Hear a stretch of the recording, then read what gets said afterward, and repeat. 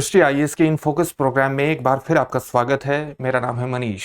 भारतीय प्रधानमंत्री नरेंद्र मोदी संयुक्त अरब अमीरात के द्विपक्षीय दौरे पर हैं। इस दौरे के अंतर्गत दोनों देशों के बीच संबंधों को और गहरा करने, विस्तारित करने और मजबूत करने का दृष्टिकोण निहित है। इस यात्रा के कारण ये पूरा भारत और यूएई के संबंध एक बार फिर से चर्चा में आ गए हैं और आज इन फोकस में इसी मुद्दे पर हम चर्चा करेंगे। हमारे टॉपिक का नाम होगा पीएम मोदी की यूएई यात्रा, भारत यूएई संबंध।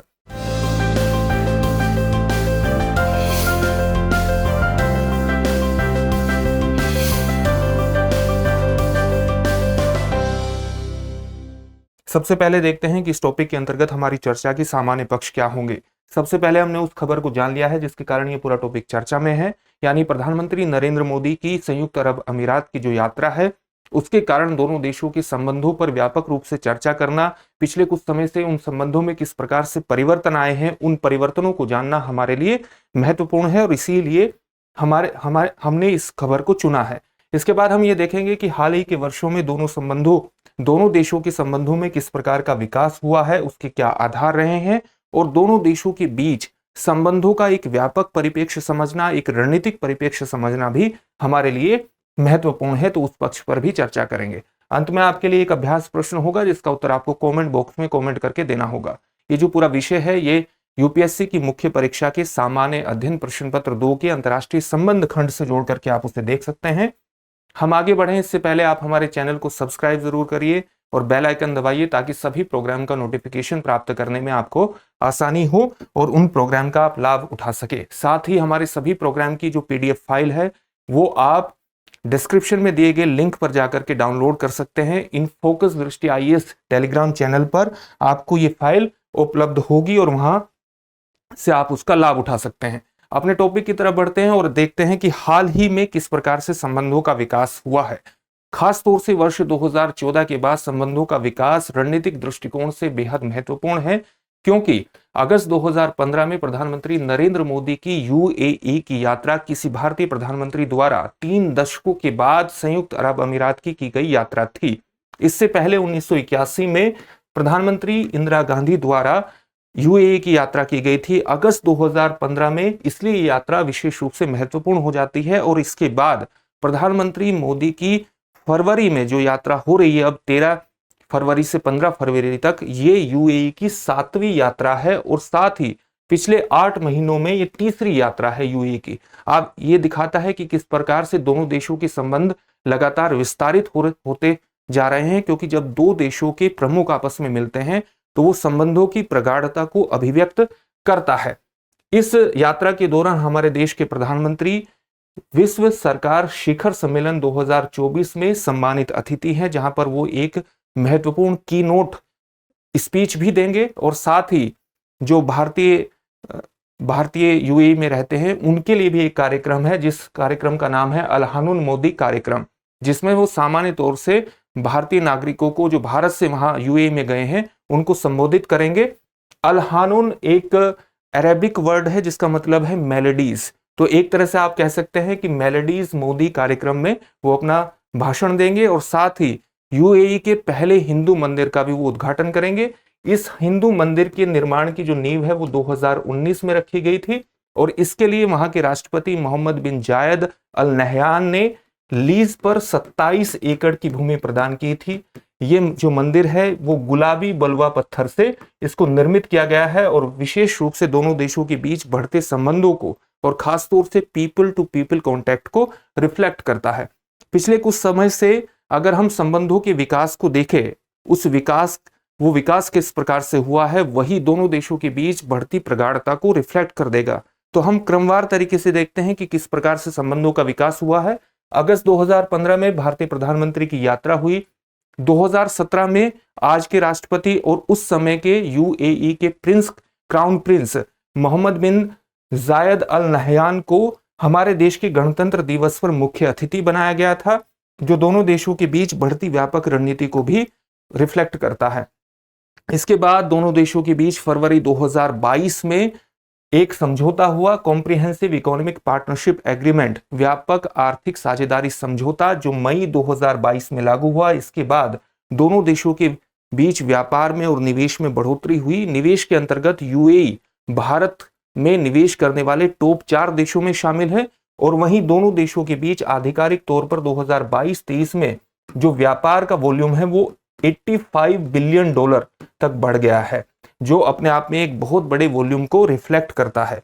इसके साथ साथ अगर हम जुलाई 2023 में देखें तो दोनों देशों ने भारतीय रुपया और यूएई दिरहम के बीच एक समझौता हुआ और स्थानीय मुद्रा में कारोबार के लिए एक स्थानीय मुद्रा निपटान प्रणाली पर भी सहमति हुई, उस पर भी एक समझौता हुआ ताकि दोनों देशों के बीच स्थानीय मुद्रा के अंतर्गत कारोबार को बढ़ाया जा सके। वस्तुगत व्यापार तो इसके साथ साथ बढ़ेगा ही, साथ ही अगर दोनों देशों के व्यापारियों के बीच किसी भी प्रकार का कोई मुद्दा आता है तो स्थानीय मुद्रा में कारोबार होने की वजह से उस तरह के मुद्दों का निपटान ज्यादा आसान हो जाएगा, इसलिए इसका विशेष रूप से महत्व है।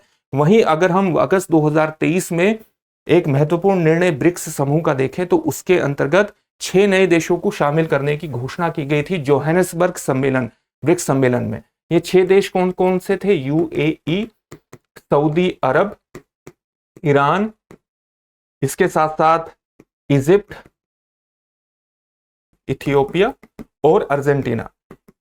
इन सभी देशों को 1 जनवरी 2024 से ब्रिक्स समूह का सदस्य बना लिया गया है, जिसमें अर्जेंटीना ने शामिल होने से मना कर दिया है। तो 5 देश इसमें शामिल हुए हैं और यूएई का इसमें शामिल होना विशेष रूप से रणनीतिक दृष्टिकोण से भारत के परिप्रेक्ष्य में महत्वपूर्ण है, जिस प्रकार से संबंध विस्तारित होते जा रहे हैं। इसी तरह से सितंबर 2023 में आप जानते हैं कि G20 शिखर सम्मेलन भारत में संपन्न हुआ था और इस शिखर सम्मेलन के दौरान एक महत्वपूर्ण आर्थिक गलियारे की घोषणा की गई, जिसको हम भारत मध्य पूर्व यूरोप आर्थिक गलियारे के नाम से जानते हैं। इसमें जो प्रमुख देशों ने इस समझौता ज्ञापन पर, इस आर्थिक गलियारे से संबंधित समझौता ज्ञापन पर हस्ताक्षर किए, उसमें कौन कौन से देश शामिल थे? भारत, संयुक्त राज्य अमेरिका, मध्य पूर्व से अगर आप देखें तो यूएई, यहां से सऊदी अरब, इटली, यूरोपियन यूनियन, फ्रांस और जर्मनी, ये देश इसमें समझौता ज्ञापन में शामिल रहे। और ये एक महत्वपूर्ण आर्थिक गलियारा है जो वस्तुतः चीन की जो पहल है बेल्ट एंड रोड इनिशिएटिव, उसको एक प्रतिसंतुलित करने का दृष्टिकोण है, रणनीतिक रूप से उसको चुनौती देने का दृष्टिकोण है। और क्योंकि मध्य पूर्व में यूएई एक धुरी के रूप में काम करता है, एक महत्वपूर्ण देश है, न केवल आर्थिक दृष्टिकोण से बल्कि रणनीतिक दृष्टिकोण से भी, इसलिए भारत और यूएई के बीच बढ़ते संबंध और उसके अंतर्गत भारत मध्य पूर्व यूरोप आर्थिक गलियारा विशेष रूप से महत्वपूर्ण है।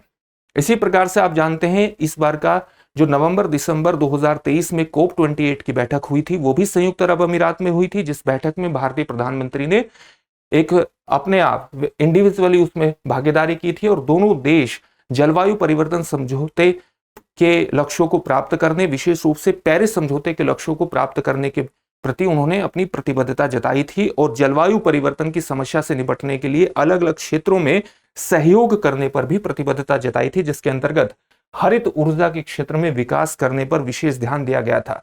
साथ ही नवीन स्वास्थ्य सेवाओं को प्रदान करने, रक्षा क्षेत्र में सहयोग करने, रक्षा क्षेत्र के अंतर्गत हाल ही में जनवरी में भारत और यूएई के बीच एक संयुक्त सैन्य अभ्यास, जिसको डेजर्ट साइक्लोन के नाम से, डेजर्ट साइक्लोन 2024 के नाम से जाना जाता है, वो संपन्न हुआ राजस्थान में। और इसी तरह से पिछले साल दोनों देशों की नेवी के बीच भी एक संयुक्त सैन्य अभ्यास हुआ था। इसके साथ दोनों ही देश अंतरिक्ष और जलवायु क्षेत्रों में सहयोग कर रहे हैं और जनवरी 2024 में भारत और यूएई द्वारा ग्रिड कनेक्टिविटी की स्थापना के लिए संभावनाओं का पता लगाने के लिए एक समूह भी गठित किया गया, एक कार्य समूह गठित किया गया और इसको गठित करने के लिए एक समझौता ज्ञापन पर भी हस्ताक्षर हुए, जो दोनों देशों के बीच ऊर्जा सहयोग को बढ़ाने में विशेष रूप से महत्वपूर्ण हो सकता है, खासतौर से हरित ऊर्जा के क्षेत्र में।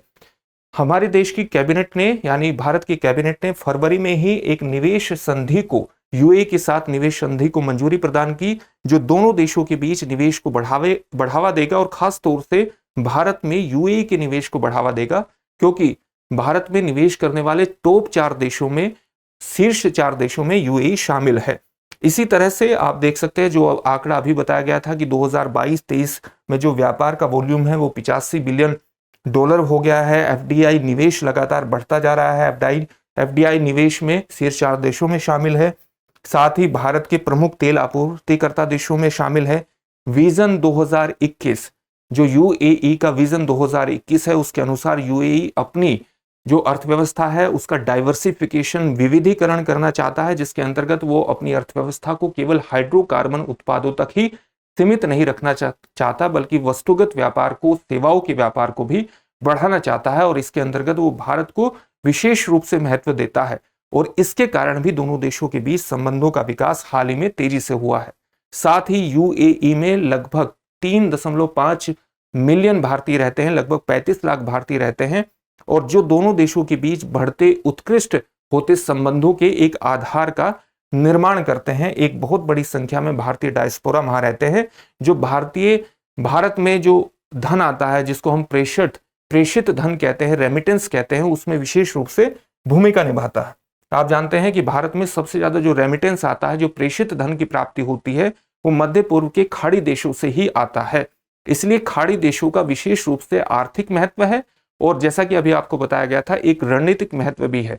तो अरब और खाड़ी देशों के बीच, अरब खाड़ी देशों के साथ भारत के लगातार बढ़ते आर्थिक संबंध और हिंद महासागर की बढ़ती रणनीतिक महत्व के कारण जिस प्रकार से खाड़ी देशों के साथ आर्थिक संबंध बढ़ रहे हैं, उसी तरह से रणनीतिक दृष्टिकोण से भी उनका महत्व बढ़ता जा रहा है, और जिसमें यूएई विशेष रूप से महत्वपूर्ण है। यूएई महत्वपूर्ण इसलिए भी है क्योंकि ये जो खाड़ी देश हैं, इन खाड़ी देशों में UAE, Bahrain, Qatar, Kuwait, Saudi Arab और ओमान, ये एक संगठन का निर्माण करते हैं जिसको जीसीसी, गल्फ कोऑपरेशन काउंसिल कहते हैं। और इन देशों में आपसी निवेश और उत्पादों के व्यापार के अंतर्गत यूएई की विशिष्ट भूमिका है। इसलिए अगर भारत अलग अलग समूहों के साथ अपने संबंधों को विकसित करना चाहता है और उस समूह के किसी एक देश के साथ विशेष तौर से संबंध विकसित हो जाते हैं, तो भारत की एक पहुंच का विस्तार होता है। तो अरब खाड़ी देशों के साथ संबंधों में यूएई का विशेष रूप से महत्व है। भारत यूएई के साथ जो अपने संबंध विकसित कर रहा है, वो मुख्यतः उसकी विदेश नीति के हाल ही में घोषित 5 स्तंभों पर आधारित हैं। ये स्तंभ क्या है? सम्मान, संवाद, सुरक्षा, समृद्धि, संस्कृति और सभ्यता। सम्मान का मतलब कि किसी भी देश के साथ संबंध विकसित होंगे वो आपसी संप्रभुता के सम्मान पर, यानी उस देश की जो सॉवरेनिटी है उसके सम्मान पर आधारित होंगे। साथ ही संवाद के माध्यम से ग्रेटर एंगेजमेंट, यानी अधिक से अधिक जुड़ाव स्थापित किया जाएगा। साझा सुरक्षा को स्थापित किया जाएगा, साझा समृद्धि को स्थापित किया जाएगा। संस्कृति और सभ्यता का विकास दोनों देशों में इस प्रकार से विकसित किया जाएगा ताकि दोनों देशों के लोगों में पृथ्वी, दुनिया एक परिवार है इस तरह का, यानी वसुधैव कुटुंबकम का भाव जागे। इससे दोनों देशों के बीच, लोगों के बीच आपसी संपर्क बढ़ेगा, एक दूसरे की सभ्यता और संस्कृति के बीच सम्मान की भावना का विकास होगा। इन्हीं सिद्धांतों के आधार पर भारत और यूएई के बीच संबंधों को विकसित किया जा रहा है, जो विशेष रूप से महत्वपूर्ण है। साथ ही भारत लगातार ये कहता है कि 21वीं सदी एशियाई सदी होगी, तो एशियाई सदी बनाने के लिए जरूरी है कि भारत के खाड़ी देशों के साथ संबंध बहुत बेहतर हों। और खाड़ी देशों में, जैसा कि अभी आपको बताया, यूएई विशेष महत्व रखता है, तो यूएई के साथ किसी भी प्रकार के आर्थिक और व्यापक रणनीतिक संबंध भारत की स्थिति को हिंद महासागर में और खास तौर से एशिया में मजबूत करते हैं। उस दृष्टिकोण से भी बेहद महत्वपूर्ण है। अंत में इस टॉपिक से संबंधित एक प्रश्न देख लेते हैं। प्रश्न क्या है? भारत मध्य पूर्व यूरोप आर्थिक गलियारा समझौता ज्ञापन पर निम्नलिखित में से किस देश ने हस्ताक्षर किए हैं? आपको ये बताना है कि इस समझौता ज्ञापन पर हस्ताक्षर किस देश ने किए हैं। आपके ऑप्शंस हैं ईरान, इराक, संयुक्त अरब अमीरात, ओमान। इस प्रश्न का उत्तर आप हमें कमेंट बॉक्स में कमेंट करके जरूर दीजिए।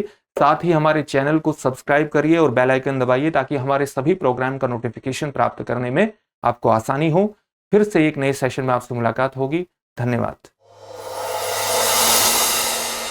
डियर व्यूअर्स, अपने एग्जाम की तैयारी को और बेहतर करने के लिए हमारे चैनल को लाइक, शेयर और सब्सक्राइब करना न भूलें।